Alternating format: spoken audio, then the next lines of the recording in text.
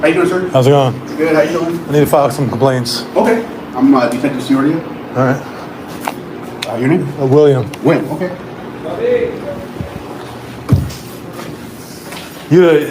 What kind of detective are you? Supervisor? I'm a detective supervisor. All right. Okay. All right.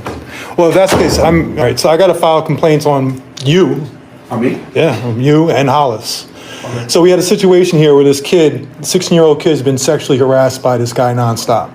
Right, I think it was Detective Perez was put on the case about a month and a half ago. Okay. And every time they called in to get an update on the case, and Perez is off on vacation or whatever, yet this guy who the restraining order specifically says, he's not allowed to mention this kid's name in any way, but this guy is doing lives talking about he's going to rape this kid, he's going to rape the kid's mother, he's going to ejaculate on the mother, he's going to make the kid commit suicide. Nobody's done anything about it.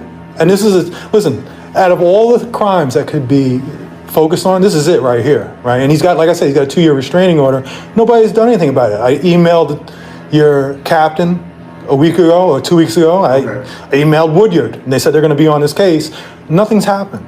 Okay. So, I mean, obviously you're dropping the ball by not handling this because Perez... Well, let me first take a step back. I'm a detective supervisor. Okay. I'm not a supervisor for, it sounds like... What's your last name? Stewart. All right, so you're not the one I wanted to write it up on. So it's supposed to be Jacinto. Jacinto? Okay. I'm not Jacinto. I'm Stewart. All right, yeah, so you can take it. I do autos. All right, yeah, so you can do I'm this. like one of the last Oh, guys. so you do catalytic converters. Okay, so... So here we're going to have neglect and failure of supervisory duties on both Jacinto and Captain Hollis. Okay. Because like I said, this hasn't been handled. It's got to be handled. Do you have a report number or the name of the suspect? The name of the suspect is Anthony D'Amato Jr.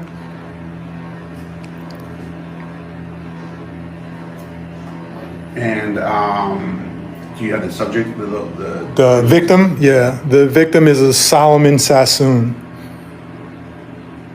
I'm sorry, one more time. Solomon Sassoon, Solomon, Sassoon, Sassoon.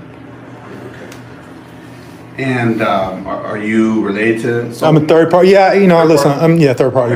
Okay.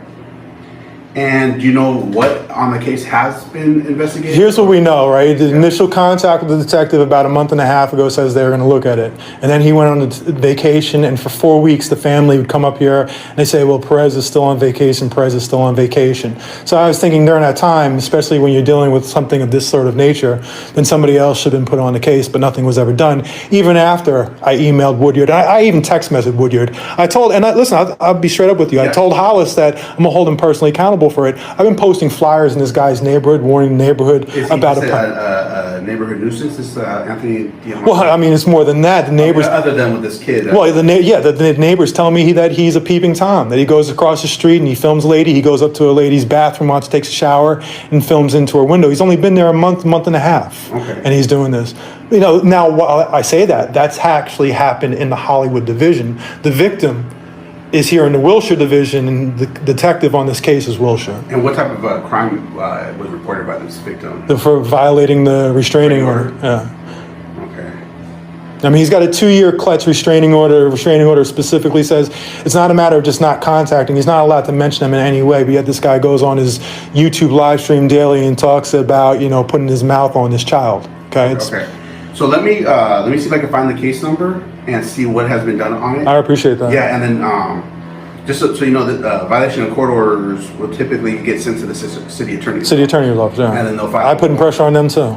Yeah, so it's not that the detectives would go out and make an arrest necessarily. I understand that, but I feel that the fact that we are just hearing that they're now referring to the city attorney as of a couple of days ago, whereas this was 6 weeks ago. Okay. It was supposed to be done then. There was plenty of evidence, video evidence had been provided to the detective. Okay. Give me a moment. Yeah, sure. Let me take this and I'll be right back. All right, cool.